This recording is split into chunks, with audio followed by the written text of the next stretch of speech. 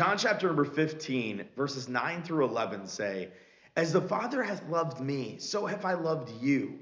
Continue ye in my love. If ye keep my commandments, ye shall abide in my love, even as I have kept my Father's commandments and abide in his love. These things have I spoken unto you, that my joy might remain in you, and that your joy might be full." You know, the world keeps people chasing joy in empty places, doesn't it? Money, pleasure, attention, comfort, entertainment. It tells you that happiness is always one purchase, relationship, or achievement away. But temporary things cannot satisfy an eternal soul. Sin may offer pleasure or escape or excitement for a moment, but when the moment ends, the emptiness remains. The world can entertain you, it can excite you, it can distract you, but it cannot give your soul lasting joy. Jesus said that my joy might remain in you. Christ offers more than temporary excitement. He offers joy that remains. That joy is rooted in eternal truth. I'm saved. My sins are forgiven. I belong to Christ. Heaven is my home. One day I will be with the Lord forever. That's why a Christian can hurt and still have hope. He can weep and still have joy. His circumstances may be painful, but his future is settled. A backslidden Christian is still saved. Salvation is not maintained by perfect behavior. The believer is kept by the power of God, but sin can rob a believer of peace, fellowship, usefulness, and the present enjoyment of his salvation.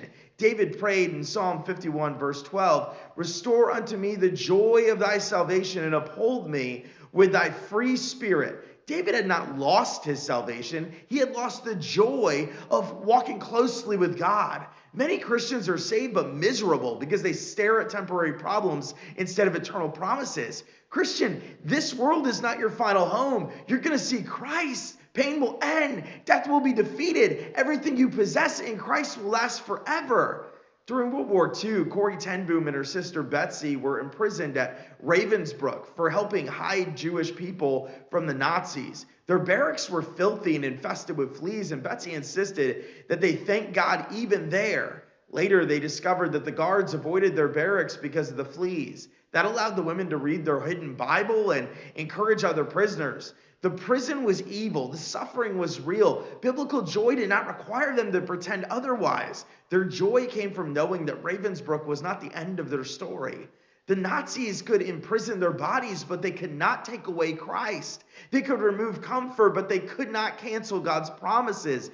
They could threaten their lives, but they could not destroy their eternal future. That is spiritual joy. It does not pretend everything is good. It knows that God is still good. It does not ignore the darkness. It remembers that the darkness will not last forever. Stop expecting temporary things to give you eternal satisfaction.